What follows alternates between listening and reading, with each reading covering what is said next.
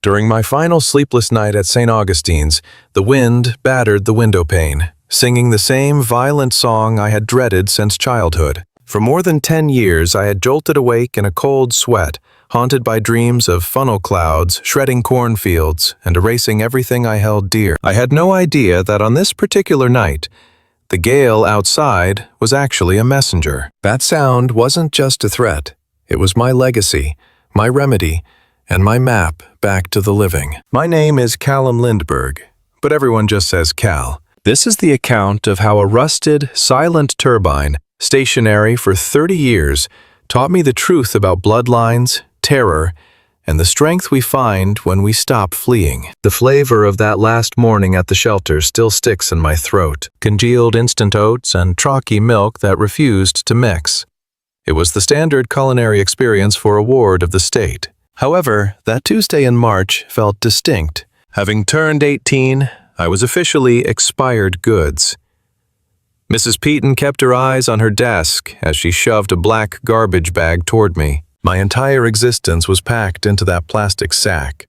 A couple of pairs of denim, 4 shirts, and some basics. A picture of my folks, the edges worn, fuzzy from thousands of thumb strokes, and the Swiss Army knife Dad gifted me for my 6th birthday, just weeks before the sky opened up and took them both. "Best of luck," she muttered.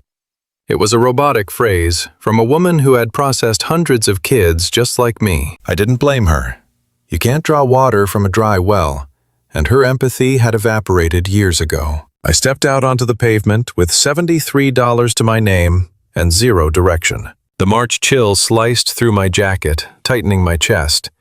The facility doctors called it PTSD, a sterile, clinical label for the panic that hijacked my nervous system whenever the breeze stiffened. It happened whenever the clouds bruised green, or a distant rumble teased the possibility of thunder. Or worse. I was warming a bench at the station, trying to calculate how far $73 would get a guy with no roots, when my pocket vibrated. No caller ID. A Nebraska code. I nearly let it ring, but instinct forced my hand. I lifted the device to my ear. That single connection shifted the earth beneath me. "Mr. Lindbergh?" The voice was ancient, precise, and polite. "I am Lawrence Cobb. I practice law in Whitmore Falls, Nebraska. I'm contacting you regarding the estate of Henrik Lindbergh." I stayed silent. The name was foreign. "Henrik was your uncle," the attorney clarified. "Your father's younger brother. He died 6 months ago and named you his sole beneficiary." The sentences sounded like gibberish. I rotated the words in my mind, looking for a seam in the logic. "Uncle? Impossible," I managed to say. "My dad was an only child." The line went quiet, save for the rustle of documents. When Cobb spoke again, his tone had softened. "It is a lot to process.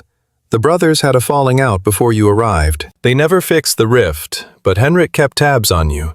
He watched you grow up from a distance. When he reached the end, he signed it all over to you." "What is all?" I asked. 80 acres of land, a farmhouse, and a windmill. The blood drained from my head. Nebraska, the heart of the storm belt, the graveyard of my childhood. "I can't," I whispered.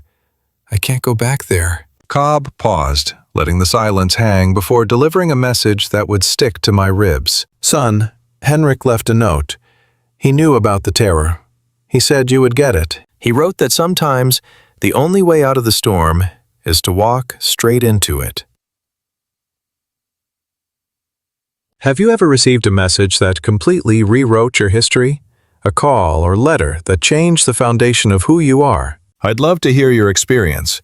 Drop a comment below about the moment your reality shifted. Here is what happened when I chose the impossible road. I sat on that bench for 2 hours after hanging up. The wind rose and fell, breathing with me. Every gust made my heart hammer. "You're certain nobody touched this?" "Positive. The seal was fresh, so it wasn't just left to rot." "No, someone concealed it." My pulse spiked. The wind dragged up memories I had spent a decade trying to bury.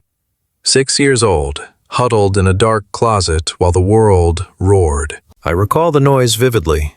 They compare it to a freight train, but that's too mechanical. It felt less like a tremor and more like the ground itself was shrieking. Plaster rained down as the framing buckled, and the timber above let out a death rattle. Somewhere in that chaos, Mom screamed for me, sharp, terrified, before a deafening impact silenced her and devoured everything I knew. It took 18 hours for the crew to dig me out. I was wedged in the pantry, knees against my chest, voiceless and frozen. No parents, no home. Just me, a beat-up multi-tool, and a single picture that made it through the wreckage intact. After the dust settled, the state stepped in.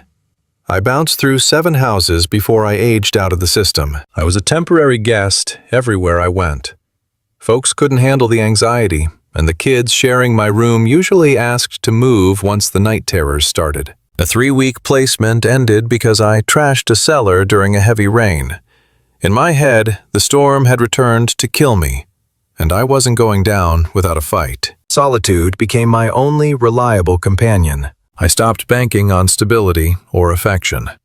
Kinship felt like a cruel mirage, something that vanished the moment the wind picked up. Then came the letter about a deceased uncle, a total stranger, leaving me 80 acres right in the middle of Tornado Alley. Buying that fare was an impulse I couldn't explain, unless hitting rock bottom counts as a reason. With only $73 to my name, free shelter sounded like a lifeline.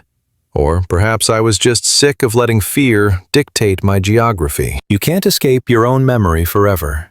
At 11 o'clock sharp, the coach pulled out of the station. From the rear seat, I leaned against the chilled glass, witnessing the urban glow fade into rural blackness. We rolled through the flatlands of Illinois and crossed into Iowa. As we headed west, the world leveled out, revealing a sky so massive it felt predatory. Rest was impossible. Blinking just summoned the vortex back to my mind. Mom's panic-stricken face would flash before me, and I'd snap back to reality. Heart hammering, fingers digging into the upholstery. Morning light crept sluggishly across the Nebraska border. An immense amber sun breached the horizon, illuminating an endless ocean of young, verdant grain. Every few miles a homestead appeared, looking fragile and insignificant against the sprawling backdrop. Then there was the gale. Visible even from behind the safety of the glass, the crops bowed in unison, and the clouds raced overhead. It was a restless territory, carved and governed by the air currents. We hissed to a halt in Whitmore Falls a few minutes past 8. The place was a walking cliché, yet felt strangely foreign. Brick storefronts hugged the primary road, watched over by a reservoir tank sporting the town's moniker in weathering cobalt. Heavy-duty trucks idled outside Rosie's Eatery, flanked by a supply depot and a place to buy tools. A bleached spire marked the local parish. At the depot, Lawrence Cobb stood keeping watch. He was slight for his age, 60-something with snowy hair and gentle eyes framed by metal spectacles. His handshake, however, offered unexpected steel. "You're the spitting image of Henrik in his prime," he noted. Lacking a proper response, I stayed quiet. It was a 20-minute ride to the estate. Civilization faded in the rear view as we navigated a straight shot of asphalt bisecting the farmland. Lawrence chattered about property levies and electric bills to keep the quiet at bay. The noise washed over me without sinking in. My focus was locked on the heavens and the invisible force buffeting our vehicle. Then, over the rise of a hill, the destination appeared. Anchoring the land sat a 2-story homestead, clad in white timber and circled by a wide veranda. Despite some flaking siding and sagging drain pipes, the bones were good. It felt maintained, dignified even. The residence didn't catch my breath, though. It was the turbine looming in the backyard, an artifact from a different era. 60 feet of gray timber and steel stretched upward, crowned by 4 giant vanes cutting a crucifix into the air. "That's a Duchess model," Lawrence noted. "Your great-great-grandfather raised it back in the 1890s, fresh off the boat from Denmark. Rare to see one left in these parts." I noticed the blades were paralyzed. While the prairie grass danced in the gusts, the tower remained unnaturally rigid. That static weight felt wrong. It made my skin crawl. Catching my stare, Lawrence added, "It's been dormant for 30 years. Henrik braked the wheel the day he arrived, claimed it was broken, yet never lifted a finger to repair it. He took the reason to his grave. As I gazed up at the structure, I felt it watching me. The old man passed over a key ring and a thick file. He promised to swing by later in the week, reminding me that the locals were decent folk if I found myself in a bind. His car retreated down the drive, leaving me to the silence. Rooted to the gravel, I couldn't take a step. The breeze stiffened into a shove against my spine, and that old, cold terror began to bloom in my ribs. My hands wouldn't stop trembling. The world felt like it was closing in, narrowing to a pinprick. Every instinct I had screamed at me to run, to jump back on a bus and vanish. I wanted to be anywhere else, anywhere the horizon wasn't so vast and the wind didn't bite so hard. But the road ended here. I had nowhere left to go, so I forced one foot in front of the other, walking toward the house until I stepped inside. The interior caught me off guard. I had steeled myself for dust and the musty smell of abandonment, the sad rot of a place left behind. Instead, I found warmth. The furniture was aged, sure, but well-loved. The kitchen was spotless. Books lined the shelves, soft blankets waited on the chairs. "He built all of this down here," the memory echoed. "Years of work. Why hide something so significant? Because if they found it, they'd destroy it." My eyes landed on a blanket, neatly folded on the sofa. A coffee mug rested on the counter, casual and waiting, as if the owner had just set it down a moment ago. Lawrence had explained it to me. A neighbor had been keeping the vigil since Henrik passed, keeping the house breathing, keeping it ready for me. I drifted through the rooms, trying to piece together the puzzle of the man who had lived here. My uncle, my father's brother, a stranger who had watched my life from the shadows and decided I was the one worth leaving it all to. The study held the truth. Photographs, hundreds of them, filled albums that dominated an entire wall. And every single one was of me. My first day of kindergarten, 8th grade graduation, a grainy snap of me trudging to school, clearly taken from a passing car. Another of me sitting solitary on the steps of St. Augustine's, a book resting in my lap. Henrik had been shadowing my life for 18 years. He'd hired people to take photos, gathered my transcript, and archived every scrap of newsprint where my name appeared. A spelling bee victory in 3rd grade. A silver medal at a track meet. A fleeting mention in an article about foster kids aging out of the system. I lost hours in that room, turning pages, watching my own history unfold through Henrik's lens. There were moments captured that I had completely forgotten. A shot of me at 9 years old, wandering a county fair, clutching a plush bear I'd won at a ring toss. I remembered that bear. It had been my anchor for months, until a foster sibling ripped it to shreds in a fight over the TV remote. There was a photo of me outside a church on Easter Sunday, drowning in a donated suit. The foster family hadn't bothered to tailor it. I looked uncomfortable. I looked isolated. Even surrounded by their biological children and matching outfits, I stood out. I looked like an intruder, because, frankly, I was. I never belonged. But Henrik saw it. He saw me standing there, a satellite orbiting a family that wasn't mine, and he cared enough to freeze that moment, to keep it, to validate it. I found a folder tucked in the back of an album. The contents were a shock. Report cards from every school I'd bounced through, medical records, psych evaluations from the army of therapists the state sent me to after the bad days. He knew everything.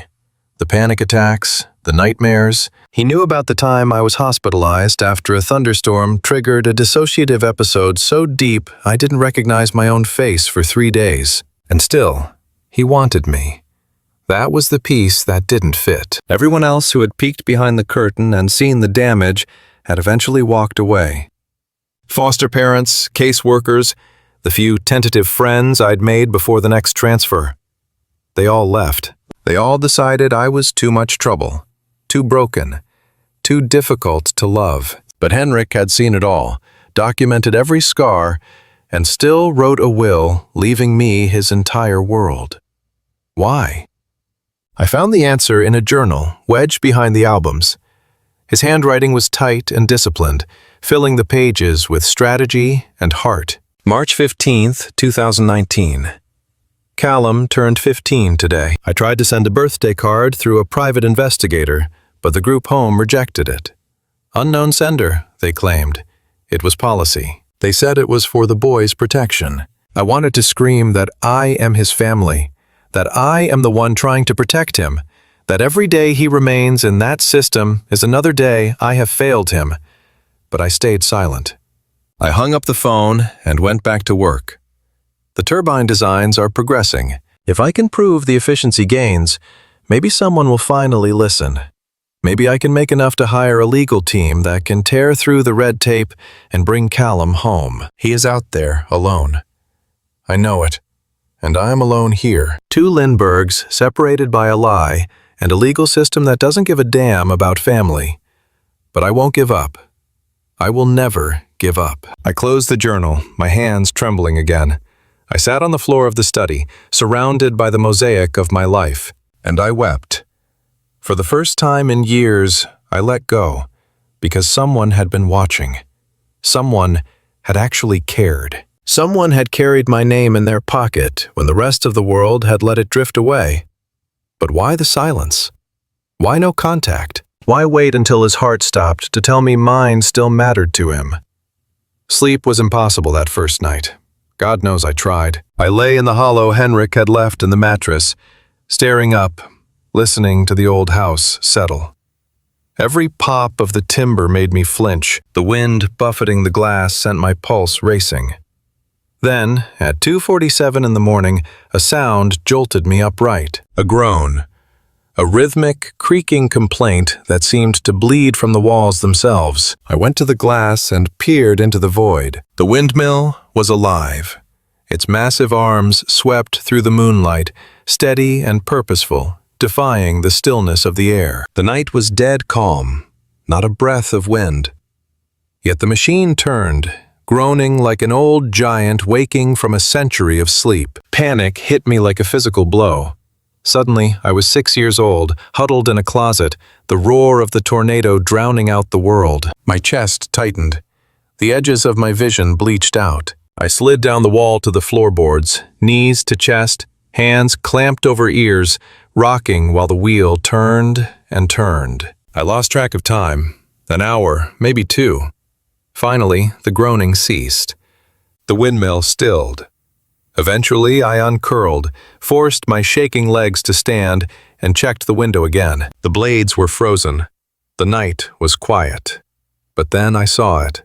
A detail that sent a fresh shiver through me. Footprints. Dark trails in the silver frost, leading away from the tower. Fresh tracks. A visitor. Someone had walked the grounds while I cowered on the floor. There was no more sleep for me. I sat in the kitchen with every light blazing, nursing stale cupboard coffee, watching the gray bleed into the sky. I made a pact with myself. I would understand this machine. I would find the person who walked in the night, and I would discover why a dead man reached back from the void to bring me here. Morning arrived cold and gray. The frost melted, taking the evidence with it. But I knew what I'd seen.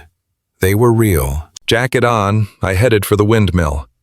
Up close, the scale of it was humbling. The base was a squat drum of weathered timber, perhaps 30 feet across. The tower tapered as it rose, crowned by the 4 great blades that had spun in the dark. A red door stood at the base, barred by a heavy iron lock. I had no key. Lawrence hadn't mentioned one. But circling the structure, I spotted something off. The frost was gone, but a patch of earth near the back looked churned up, disturbed, as if someone had been digging. I knelt and swept aside the dry grass. A metal handle lay flush with the dirt. A trap door. If you found a secret hatch on land, left to you by a stranger, would you descend? Or would you walk away and pretend you saw nothing? Tell me your choice in the comments, and stay with me because what lay beneath the earth changed everything. Heart hammering, I heaved on the handle. The door gave way with the shriek of rusted hinges, revealing wooden steps dropping into the gloom. Fear should have turned me back. I should have called Lawrence. When the wind howls like this, I can't breathe. Then don't fight it. I'm trying. It feels like it's happening again. It isn't. It's just wind. You're safe. The memory flashed and faded. I should have waited for help. But a pull in my gut, something undeniable, urged me on. I descended the stairs. The bunker was vast, 10 feet wide, maybe 15 long, with a ceiling that allowed me to stand tall. It was a tomb of technology. Ancient computers, screens glowing phantom green, walls of unrecognizable instruments, dials twitching, papers pinned to corkboards and scattered like leaves across the floor. And in the center of the chaos, a single desk. A reading lamp pooled warm yellow light on the surface. I walked toward it. My steps echoed in the quiet. There, centered perfectly on the wood, sat an envelope. The handwriting was frail but legible. For Callum. Open when you are ready. My hands trembled as I lifted it. Seeing my name in his script, something in me broke. A wall finally coming down. But I wasn't ready. Not yet. I pocketed the letter and turned to the papers strewn across the desk. Blueprints, equations, sketches for turbines that looked nothing like the ones I knew. Diagrams mapped the shifting breadths of the sky, archiving seasons and decades all the way back to 1994. The printouts were dense with arithmetic, a cipher so intricate it felt foreign. This wasn't a hideout for Henrik Lindbergh. It was a sanctuary for labor. A place where he built something the papers claimed could change the world. Something others were desperate to possess. The intrusion came just after noon with a rap on the farmhouse entry. I'd lost the morning to the cellar, staring at Henrik's life work, barely comprehending the formulas but feeling the immense weight of what he'd attempted. 30 years of observation, stacks of notebooks, an entire existence buried under a turbine the town dismissed as a rusted relic. The knocking was brisk and entitled, the sound of a man who assumed every door would open for him. I pulled the door back to reveal a stranger in his mid-40s on the porch, draped in tailoring that signaled a wealth beyond my comprehension. He offered a pristine, practiced grin that stopped short of his gaze. Callum Lindbergh. It sounded more like a statement of fact than a question. Preston Keller from Prairie Wind Energy. Just wanted to be the first to welcome you to the patch. He extended a hand. I took it with hesitation, noting a grip that was overly tight. The handshake of someone asserting dominance. Inherited a nice spot here, Preston remarked, his eyes drifting over my shoulder into the hallway. Tragedy about your uncle. Henrik was his own man. Did you know him? Preston's smile grew rigid, a subtle shift. Everybody knew of Henrik. The hermit with the busted turbine. Stayed up here for 30 years muttering to himself, never joining in, never giving back. Honestly, it's a miracle he had any assets left to pass on. A subtle condescension in his voice made me bristle. What can I do for you, Mr. Keller? Straight to the point. I respect that. He produced a sleek card from his jacket and pressed it into my palm. I'll be plain with you. This soil has promise. Wind promise. My firm is erecting a farm 10 miles out, and your acreage sits right in a prime corridor. The currents here are exceptional. We want to put a deal on the table. A deal? $250,000. For the soil, the structure, and the contents. I just looked at him. $250,000 was a sum that could rewrite my future. It meant a fresh start, miles away from Nebraska, away from the gales, away from the grief. I'll consider it, I murmured. Preston's grin stretched wider. Take your time. My direct line is on the card, but don't drag your feet. Chances like this are rare, and the upkeep on an estate like this, let's just say the costs pile up, particularly when the county starts citing code infractions. A heavy chill settled in my gut. Are you threatening me? Not at all. Just neighborly wisdom. He was already retreating to the luxury sedan in the drive. Would be a shame to see you lose it all just because the repairs were out of budget. He motored off, and I remained on the porch, watching the gravel dust drift back to the earth in the silence. $250,000, laced with a warning. I retreated to the silence of the cellar. The visitors arrived 2 days later, bearing a heavy pot of stew and the scent of baked yeast. I had barely surfaced during those 48 hours, drowning in Henrik's manuscripts, desperate to decode his legacy and the reason Preston Keller coveted it. I'd unearthed patent drafts from 1994 that were never submitted, blueprints for blades with impossible efficiency, and mountains of logs tracking the air currents with a dedication that looked like obsession. Yet the full picture eluded me. I was drowning. Then, Miriam Aldridge arrived at my threshold. She was 70, her silver hair coiled neatly, her eyes holding the quiet resilience of someone who had weathered every storm. Dressed in heavy wool and sturdy boots, she held the beef stew as if feeding a stranger was the most fundamental human duty. A younger woman stood in her shadow, cradling the wicker basket of bread. She wore her dark hair swept back, her gaze sharp and inquisitive, scanning me with the focus of a reporter. "You're Callum, I assume?" the elder woman said, her tone gentle but reserved. "I'm Miriam Aldridge. I was Henrik's research partner." I blinked at her. Research partner? For 25 years? She offered a smile tinged with old grief. "He made me promise that if you ever showed up, I'd ensure you had a warm meal before we discussed business. So, here I am." She nodded to the girl. "This is my granddaughter, Josephine. We call her Josie. She's a journalism major at the college, home for spring break.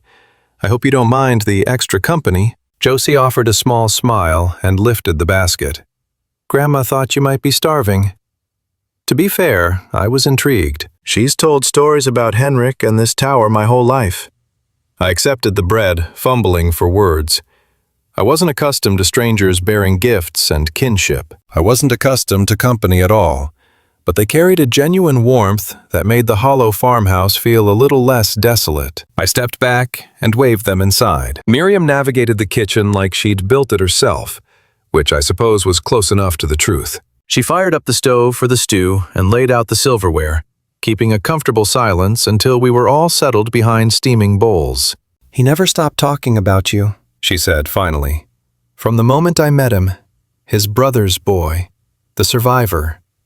My spoon clattered to the table. "Then why didn't he come? If I mattered that much, why leave me in the system for over a decade?" Miriam let the question hang there before letting out a long breath. "Because your father made him swear he wouldn't." "What?" "The bad blood started 3 years before you arrived. Your dad was an oil man, working the Texas fields. Henrik saw the future in the wind. When he went to his brother for seed money, your father shut him down, called him a dreamer, accused him of trying to kill the very industry putting food on your table. They never spoke again." She drank from her glass. "But after the tornado, after you lost them, Henrik came for you. He drove straight to the hospital. But a lawyer was waiting with a letter your dad wrote years prior, explicitly banning Henrik from your life." I felt the color drain from my skin. My father? My father ordered him away? Miriam looked at Josie, then back to me. Her face held a look I couldn't place. "That's the story we bought for a long time," she said gently. "But Josie's been digging, and it seems the truth is a lot messier than anyone thought." Josie shifted forward, the investigative reporter in her waking up. "I've been looking into Prairie Wind for a school project," she said, "digging into their roots, their operations. When Grandma mentioned Henrik, the pieces started fitting together." She dumped a folder onto the wood, spreading papers out. "Preston Keller's dad, Geralt?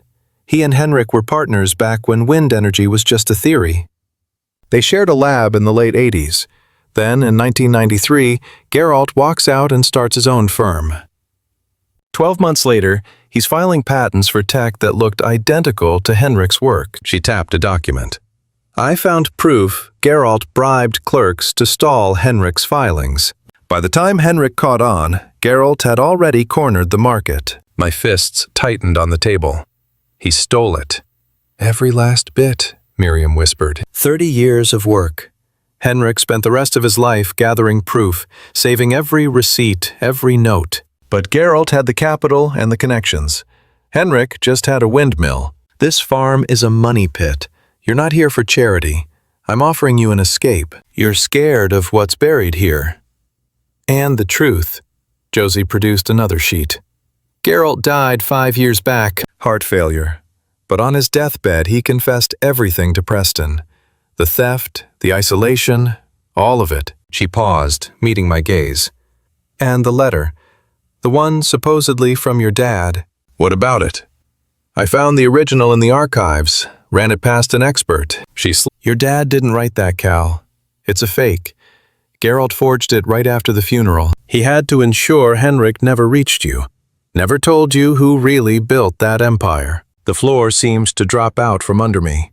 For 10 years, I'd wondered why my own blood didn't want me. I'd blamed my father for abandoning me to the wolves, carried that rejection everywhere. And it was all smoke. My dad never wrote it, I whispered. No, Miriam said, her voice a balm. He didn't. Geralt did it to keep Henrik isolated, to keep him toothless and unable to fight back. The rage was a new thing, entirely. A cold fire spreading through my veins, burning and freezing all at once. I'm going to ruin them, I said, the voice sounding foreign to my ears. I'm taking back what they built on his bones and burning it to the ground. Josie put a hand on my arm. Easy, she said. We do this right. The evidence has to be undeniable. The courts need to see the truth.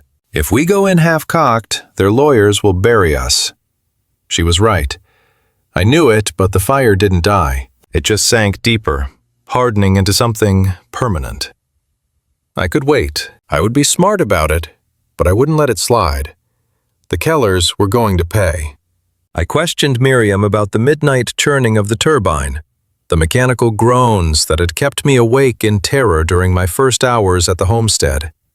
Her smile held a trace of sorrow. She revealed that Henrik had rigged up a small engine on a timer system ages ago. He needed those blades to spin occasionally to prove the machine was viable, and to remind himself that his life's work had purpose, even when the world dismissed it. So, no ghosts then, I murmured. No, she answered softly. Just solitude. Like him, like the rest of us, keeping a light on for family.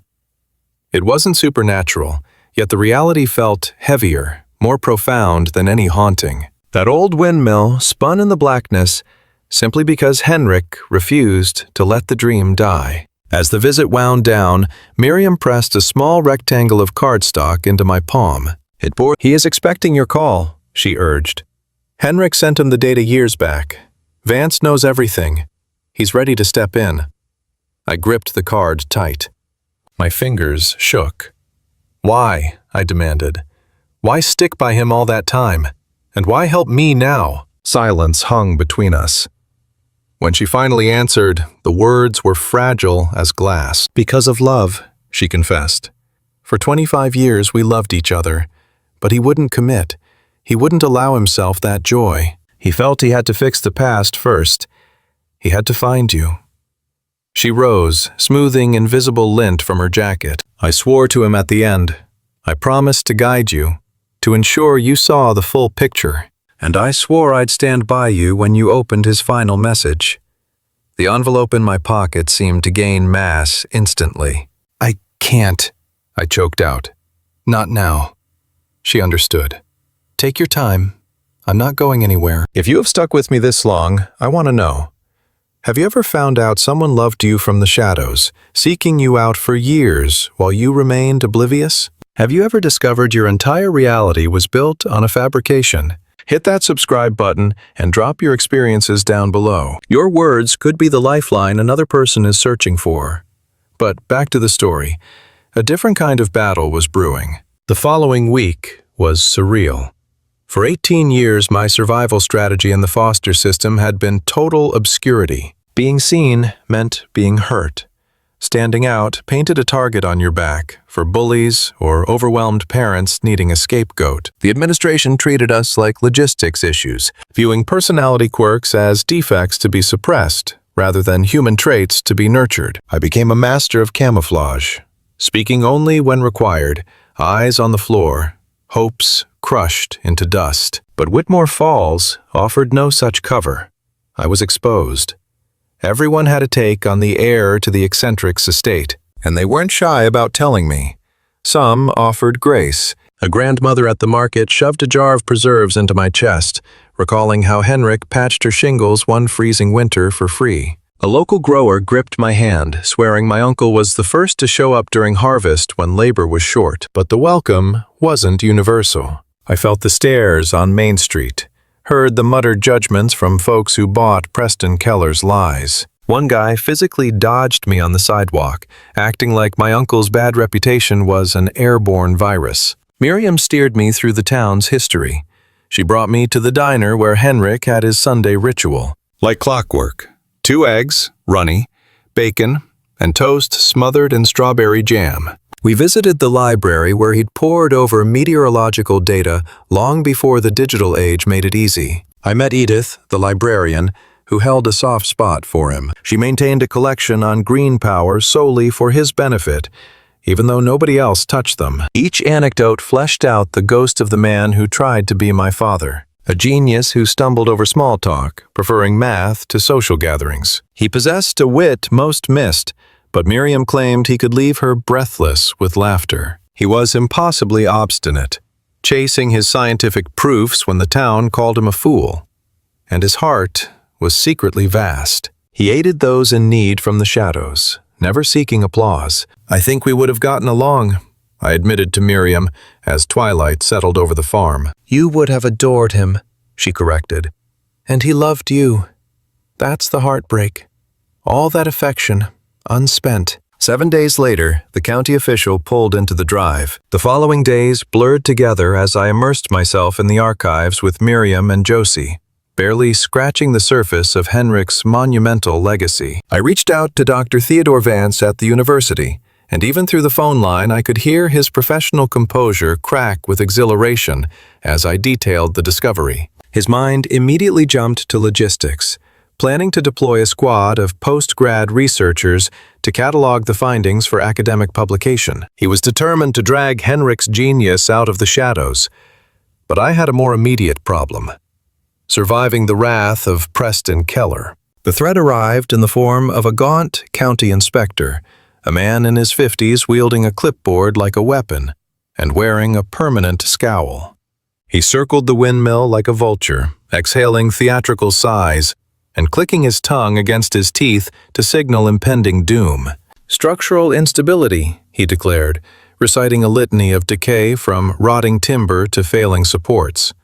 A stiff breeze would flatten this place. It has weathered storms for 130 years, I countered quietly. It isn't falling. He met my gaze with bureaucratic deadness.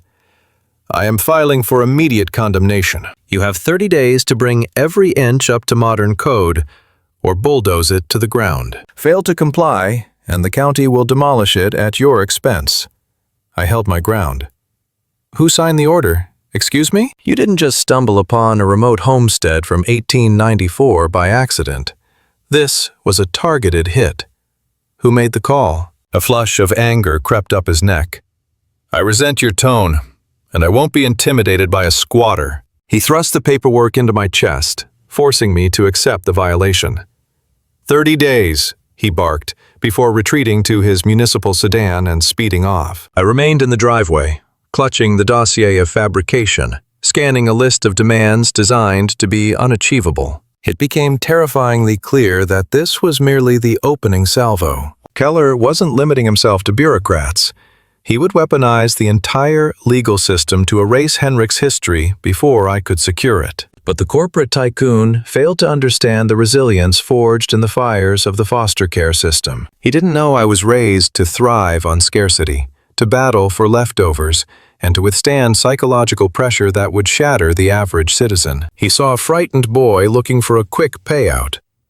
He was about to learn how badly he had miscalculated. Retreating to the sanctuary of the bunker later that week, I unearthed a cache of financial records in a secure drawer, revealing $85,000 in savings. It was a fortune built on self-denial, decades of thrift store wardrobes and foregone holidays, hoarded specifically for the kin he had never been allowed to know. Even from the grave, Henrik had protected me.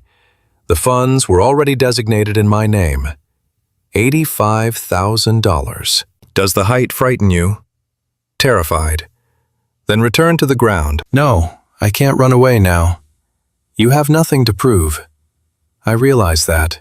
but standing my ground is the only option left. The inheritance was life-changing, yet it was the discovery of a dusty shoebox wedged behind a cabinet that truly dismantled my emotional defenses. Lifting the lid, I found a repository of hundreds of envelopes, every single one bearing my name. They were a roadmap of my displacement, addressed to every temporary shelter I'd inhabited, all scarred with the same red ink.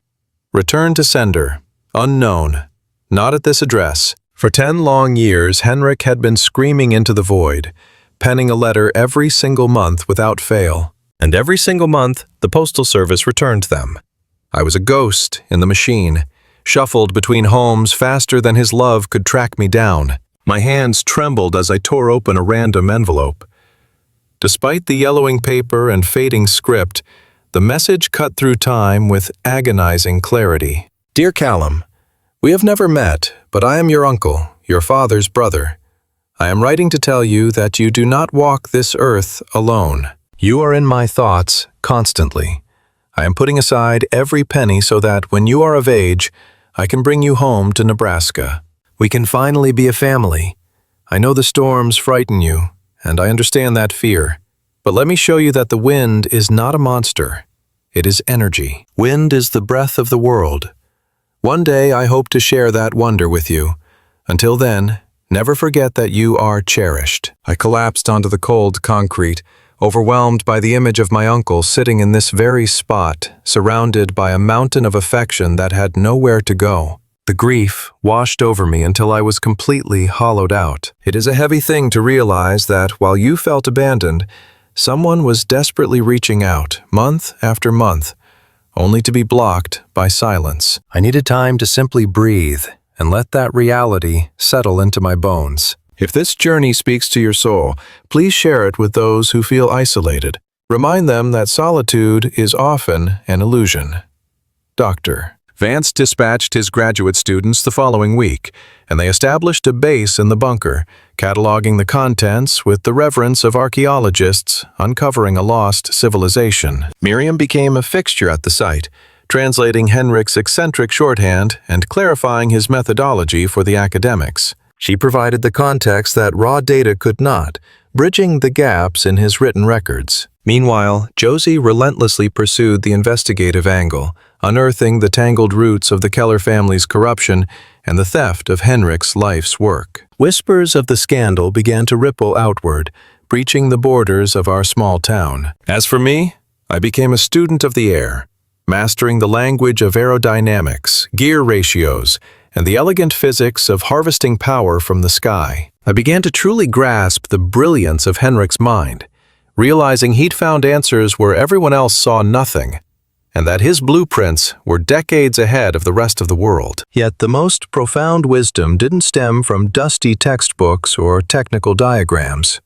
It arrived in the form of a 65-year-old woodworker named Orville Mackey. Orville and Henrik had shared a brotherhood spanning 30 years. He rolled up to the homestead one morning, his truck bed rattling with gear and a specific idea in mind.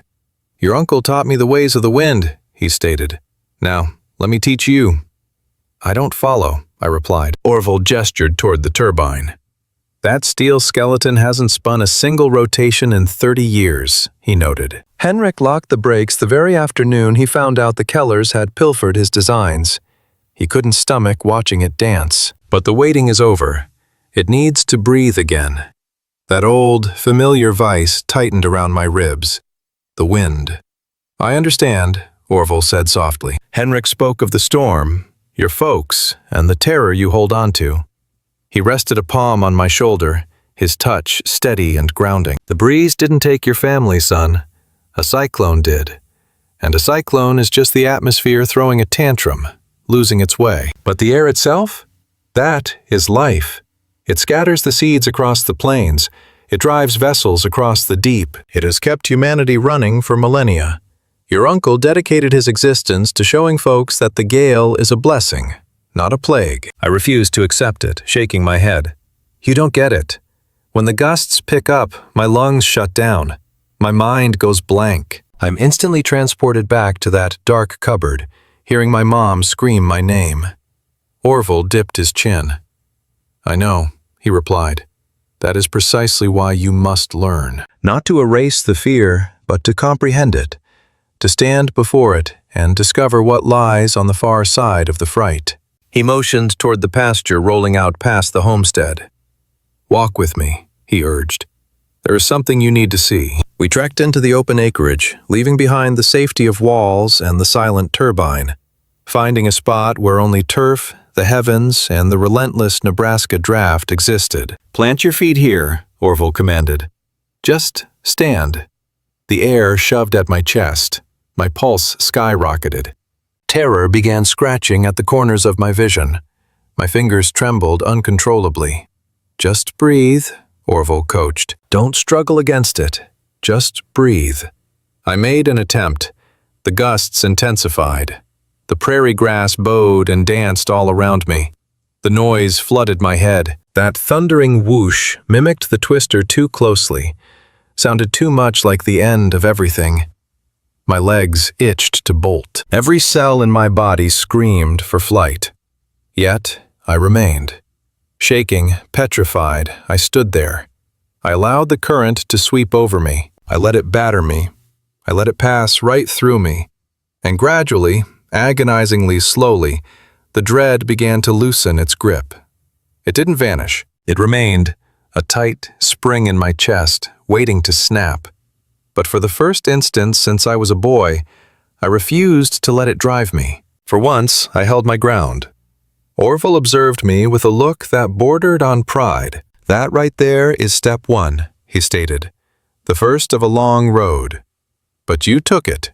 That is what counts. I remained in that pasture until the light faded, letting the gale blow, discovering a strength I had never given myself credit for. Orville taught me more about the atmosphere in those few weeks than I'd gathered in 18 years of hiding from it. We ventured into the fields at all hours, through every shift in the weather, and he interpreted the invisible forces before my eyes, how the currents navigated the terrain, funneled by slopes and timber and structures, distinguishing between a consistent draft and a violent gust, reading the omens of a tempest hours before the first gray cloud rolled in. The wind speaks a language, he insisted. Henrik poured his soul into decoding that dialect. He sensed a shift in the pressure before the barometers even twitched, claimed it was like overhearing a chat through a wall. You couldn't catch the specific words, but you knew a discussion was happening. It didn't click for me initially. To my mind, air was just air. A monster to be dreaded, a souvenir of my darkest hour. Yet gradually, as I invested more hours in the open, observing and listening, I started to grasp Orville's meaning, the specific twitch of the stalks before a blast hit, the faint drop in temperature signaling a new heading, the heavy quiet that blanketed the earth right before the sky inhaled. It wasn't sorcery. It was awareness. Henrik had paid attention to the wind for 30 years. He had memorized its habits, its cadence, its temperaments. He had woven that wisdom into machines capable of snagging that power and converting it into energy. And perhaps, just perhaps, I could master that art too. One afternoon, Orville guided me up a ridge that watched over the farm. From that vantage, the turbine stood tall above the roof, with the prairie unrolling all the way to the horizon behind it. Your uncle frequented this spot, Orville mentioned. When a riddle stumped him, when the math wouldn't align, he'd hike up here and sit for hours, simply witnessing the air travel over the land. Did it help? Orville smiled. He said it grounded him, reminded him of the why behind the work. The patents, the research, the wars with the Kellers. It was easy to lose the plot. But up here, tracing the wind, he found it again. This wasn't about profits, recognition, or winning an argument. It was about grasping a rare beauty and figuring out how to gift that clarity to the rest of the world. I dropped onto the turf, letting the breeze hammer against my chest. The gusts were wilder at this height, stripping away any cover. My pulse jumped, that old familiar dread tightening around my ribs. Yet I held my ground. Just breathe, Orville murmured, lowering himself to the grass next to me. In and out. So I did. The terror hadn't vanished, but it shrank, losing its suffocating grip. becoming just another background noise I could choose to tune out. Henrik saw fear as raw power, Orville noted. Same as the wind, it can wreck a house, or you can harness it, turn it around and make it work for you. He studied me, his gaze heavy with the kind of wisdom that only comes from surviving a long life. You've spent a lifetime fleeing your own shadows, Cal. Perhaps it's the moment to stop running and stare them down. Find out what changes when you quit dodging and start comprehending. I remained silent. I simply rested on the slope, letting the currents wash over me, my mind drifting to Henrik. Solitary years devoted to study, anticipating a nephew who might never arrive. He had confronted his demons and forged them into a legacy of substance. If he could 30 days to either flatten the turbine or modernize it.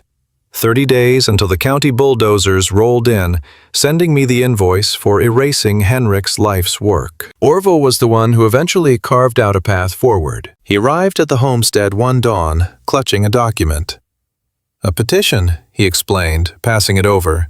Signed by 47 souls in Whitmore Falls. They're demanding an open forum regarding the demolition order. Bylaws state that if a site has historical weight, the locals can block an order provided enough voices speak up. I gazed down at the scrawled names, spotting a few I knew. The lady who sold preserves, the fellow from the grain depot, Edith from the archives.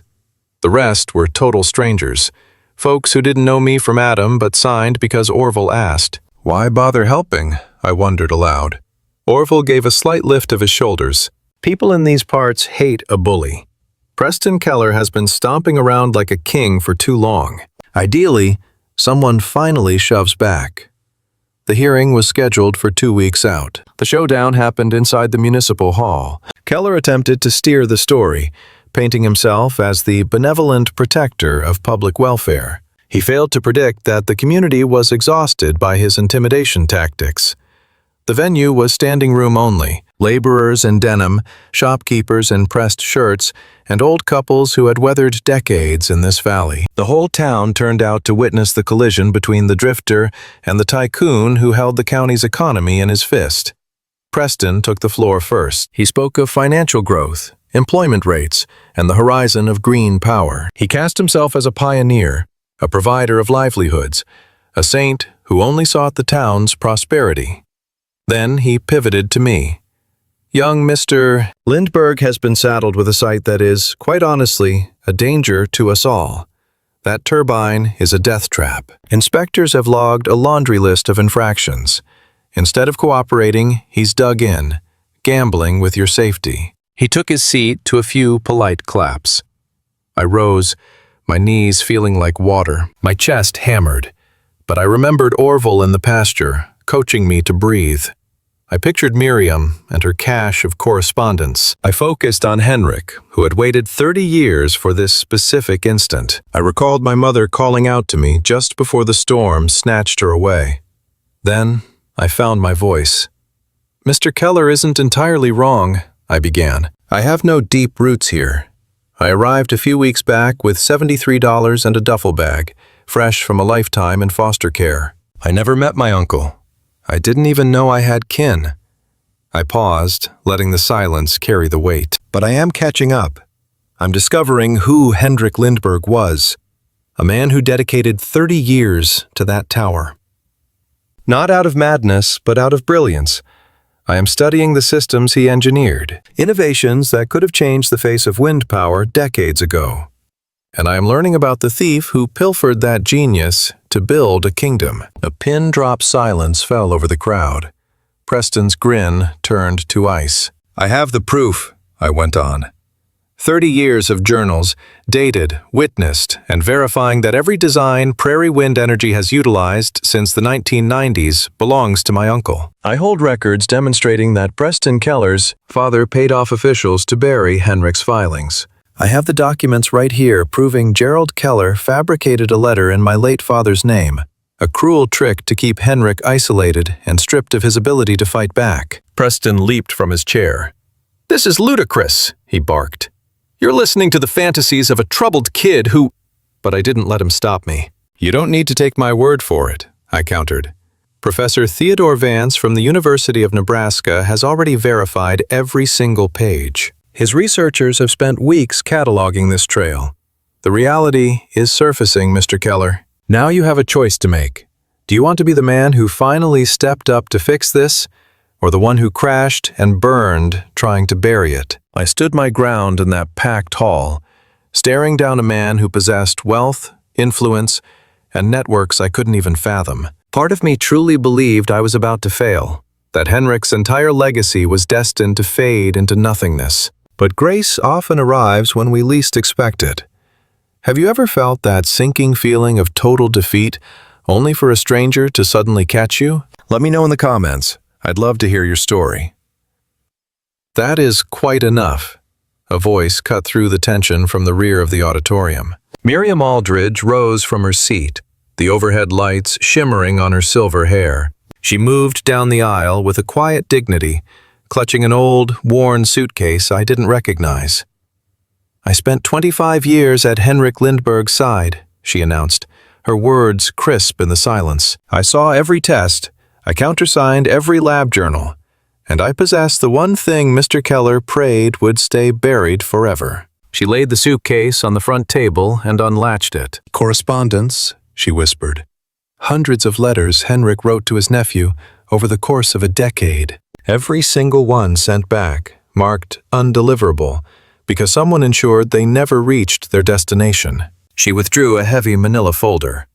And here are the original filings for the patents, she went on. The very ones Henrik submitted in 1994. The ones that faced inexplicable delays before being rejected outright. The blueprints containing the exact technology Prairie Wind Energy has monetized for 30 years. She pivoted to look Preston in the eye. However, I believe the community deserves to see this piece most of all. Reaching into the depths of the case, she retrieved a small carton containing a tape recorder. Henrik entrusted this to me a week before he passed. He knew his time was short, she explained. He needed to ensure the truth outlived him. She hit the play button. Henrik's voice, frail and raspy yet unmistakable, washed over the crowd. I am Henrik Lindbergh. Lung cancer is taking me, and I must speak the truth while I still have breath. Back in 1994, my colleague, Gerald Keller, stole my life's work. He used my research to erect an empire worth hundreds of millions. When I threatened to reveal him, he engineered the rejection of my patents. He painted me as a madman, and when my brother and sister-in-law perished, Gerald forged a document to ensure I could never contact my nephew, the last kin I had on this earth. The tape hissed with silence for a moment. When he spoke again, his tone was gentler. The money never mattered to me. I only wanted the truth to survive. I wanted the world to witness the potential of wind energy, and I needed my nephew to understand he wasn't abandoned, that I tried to reach him, that I loved him, even without ever meeting him. Another hesitation. Callum, if you are listening, forgive me. I regret that I cannot stand beside you. I am sorry the world let you down, but you hold the keys now. My data, my proof, my history. Use it however you see fit. Just know, whatever path you choose, you have my pride. You always have. The tape clicked off. A heavy stillness hung in the air, but Miriam had more to say. She inhaled shakily, and when she spoke, her voice vibrated with a grief she had suppressed for decades. I was more than just an assistant to him. I was the woman who loved him for 25 years. We never wed. He insisted on waiting until the battle was won, until his name was cleared, until he could offer me the life he felt I was owed. She placed a hand over her chest. I told him none of that mattered. I only wanted him. But he was proud, so incredibly proud.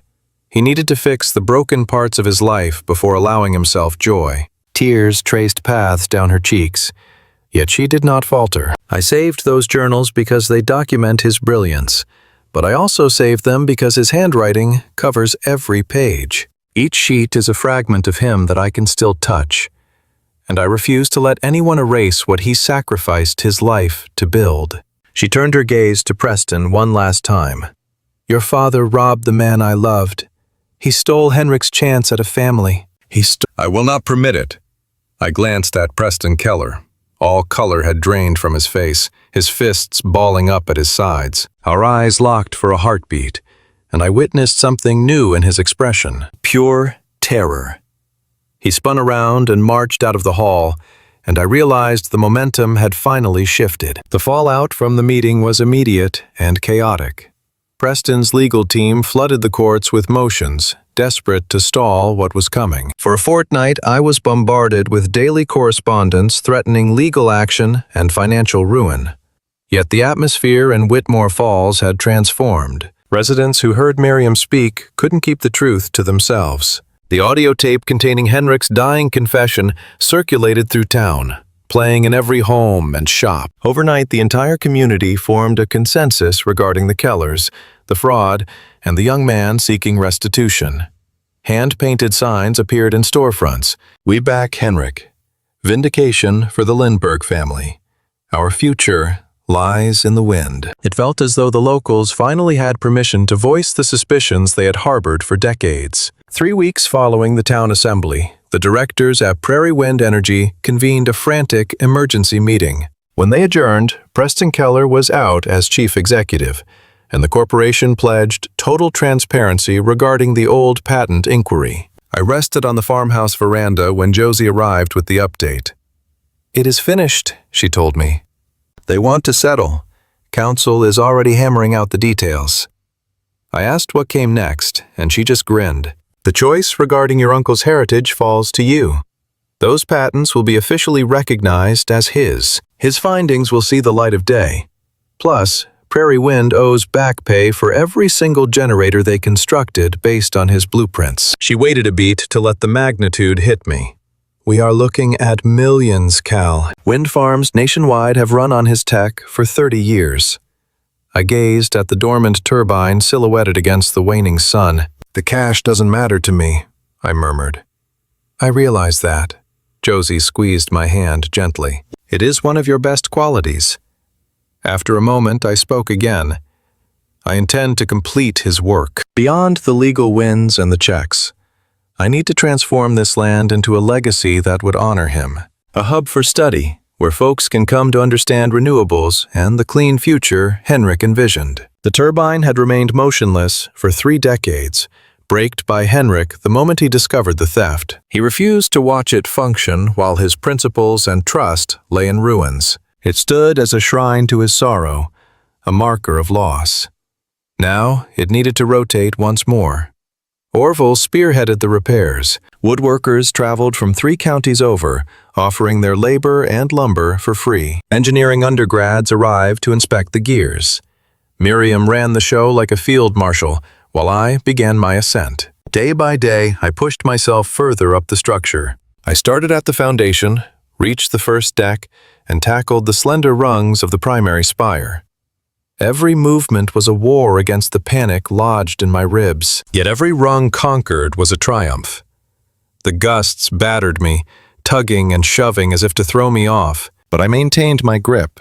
I persevered, inching my way toward the summit. When the repairs were finished, I ascended to the maintenance deck just below the rotors, 60 feet in the air. The plains of Nebraska unfurled beneath me, a vast sea of emerald and amber beneath a sky of piercing azure. Up high, the breeze was a living, relentless force flowing through my bones. I wasn't terrified, or rather the terror remained, but it was different. The anxiety would never fully vanish, but it had lost its command over me. I could note its presence and simply let it be. Standing amidst the gale that once plagued my dreams, I realized my resilience outweighed my dread. I felt for a tiny recess built into the rotor assembly. Orville had guided me to this secret cache Henrik constructed ages ago. I pulled out a tin container holding a folded note. My fingers didn't tremble as I unfolded it. The parchment was aged and brittle, yet the script remained legible. Henrik penned these words years back, well before his illness took hold. He stashed it in the singular spot accessible only to one who had mastered their fright. "Callum, finding this means you ascended the tower. You confronted the gale. You discovered your bravery. My pride in you is boundless. Please grasp this truth. The storm that took your mother and father was never a foe." Nature possesses neither malice nor kindness. It simply exists. Yet the breeze is a blessing, transporting vitality across the globe. It has driven our progress for millennia. Now, it provides an opportunity to repair the wounds we have inflicted upon the earth. I dedicated 30 years to showing others that the air currents are not monsters. They demand respect, comprehension, and utilization. I trust I made headway. I trust my efforts will eventually count. Above all, I have faith in you. You have grounds for resentment. You have cause to be furious and shattered. Life has been harsh. Yet you stand at the summit, staring down your dread, electing to rise above your scars. This is what I'm truly leaving behind for you. Forget the legal rights, the cash, or the clearing of my name. I want you to know that terror doesn't have to dictate who we are. We have the power to take our darkest moments and forge them into something that matters. Your dad and I didn't see eye to eye on much, but we both adored you. And wherever Eric is, I know he's looking down with pride. Look after Miriam. She's been on hold for a lifetime, and she deserves to live out her days wrapped in the warmth of family. And Callum, please, don't forget to actually live. Don't waste your existence refighting ancient wars like I did. Seek out happiness. Find a partner. Find a cause worth defending. The breeze guided you here. Now, let it push you toward your future. Love always, Uncle Henrik. P.S. Look deeper in the box. There is one last thing I need you to have. I dug my hand back inside and pulled out a tiny velvet sack. It held a ring, a modest gold band set with a solitary diamond. The meaning hit me instantly. This was the promise Henrik never got to keep. It was the question he never asked, because he was too buried in his research, his crusade for truth, and his refusal to accept joy until the world was fixed. He'd held on to it for decades, and now he was passing it to me. I had to pause, perched there 60 feet in the air. The gusts were fierce, and my vision swam with tears. My uncle penned these words years ago, never knowing if I'd ever read them. He'd stashed it in the one spot that forced me to confront my deepest nightmares. Have you ever gotten a sign from someone who's gone?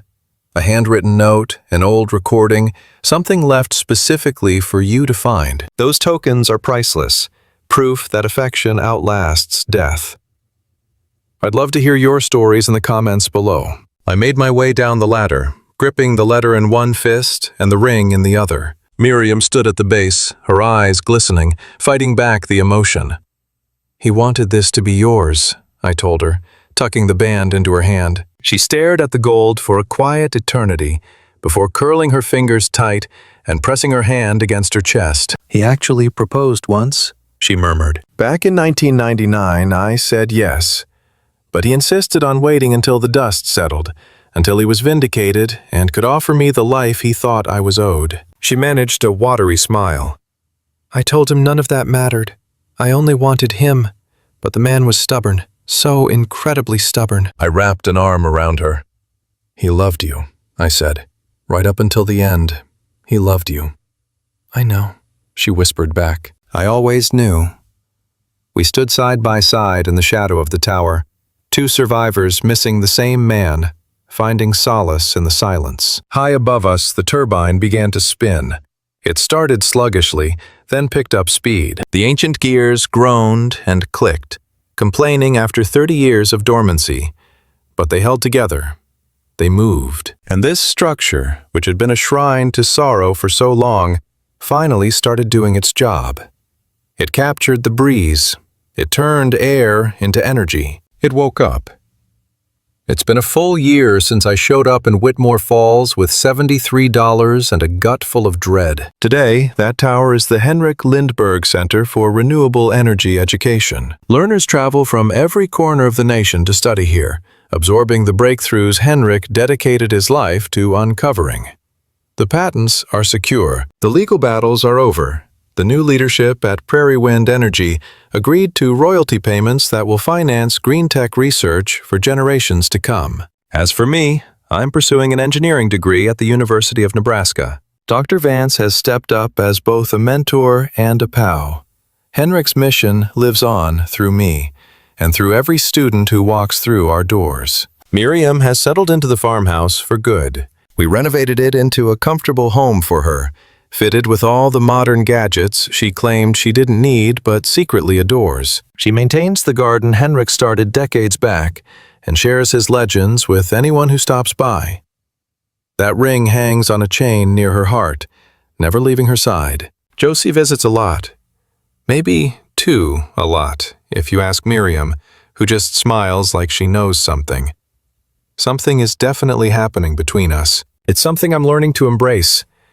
She's shown me that vulnerability isn't a flaw, and that letting someone in doesn't mean you're inviting disaster. Orville still drops by weekly to inspect the turbine. He calls it maintenance, but honestly he just wants to sit on the porch, sip coffee, and chat about atmospheric pressure and the good old days when he and Henrik pulled all-nighters saving the world. Last month, we welcomed our inaugural class at the center. 20 bright minds from all over, driven by a passion for clean power and hungry to explore the knowledge that was buried for so long. I guided them through the subterranean lab, now fully illuminated and tidy, with Henrik's journals showcased under glass like museum artifacts. I walked them through the prototypes, the 30 years of climate logs, and the genius inventions that the scientific world is finally celebrating. I led the group up the tower stairs, though we stopped short of the peak. The summit remains a solitary ritual for me, a sacred space where I first uncovered Henrik's final words.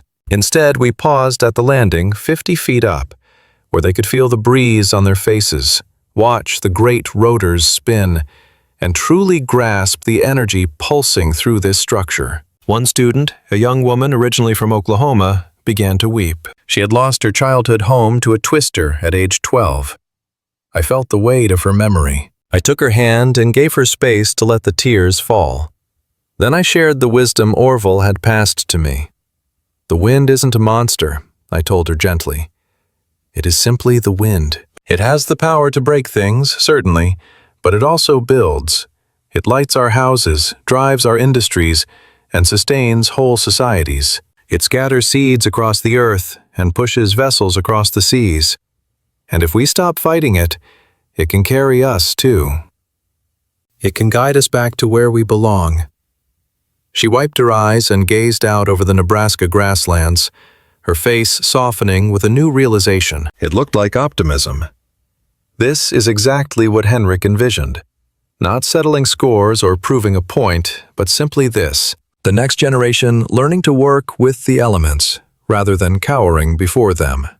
A heritage built on understanding, not suffering. I believe he would look at what we've established here with a smile. I think he'd be proud of the man I've become. I know I carry a deep pride for him. As I speak to you, I'm standing out in the pasture.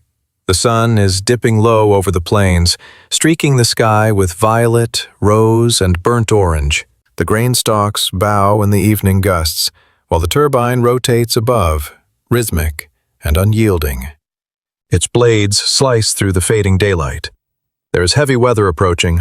I see a bruised line of clouds creeping over the edge of the world. Before long, the gale will howl. Rain will lash down. We might hear thunder, perhaps see lightning strikes, maybe something stronger. But the old terror is gone. My mother's final breath was spent on my name. She screamed for me in the blackness, desperate to find me, to shield me. She perished trying to get to me. I once viewed that solely as a catastrophe, and it was. It remains heartbreaking. But I see a different truth now.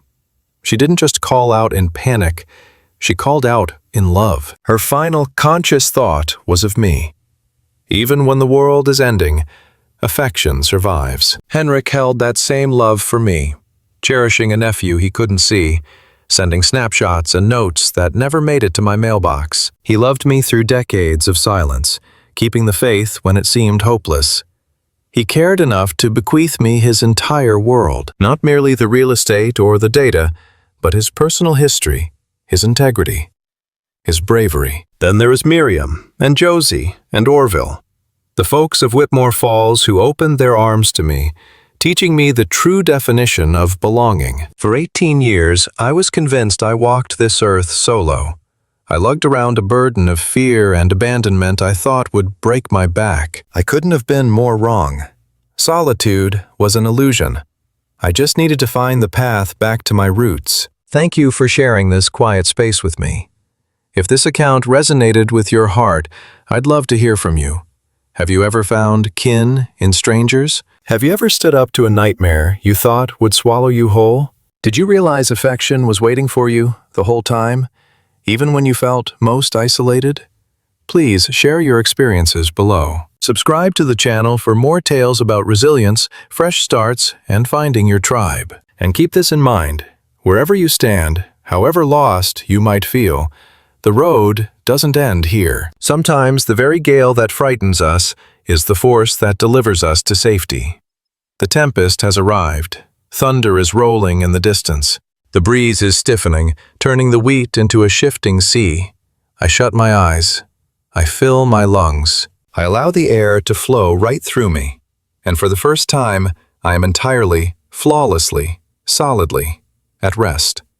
I am home, and the wind brought me here. This narrative charts the restoration of a soul scarred by loss, dread, and isolation. The narrator came of age in the shadow of the gale, a constant reminder of the tragedy that claimed his family. For a long time he assumed he was solitary, that material things were pointless, and that fear was an enemy to be outrun. Yet, the uncovering of the truth flipped his perspective completely. Love is a constant presence, lingering even when we are blind to it.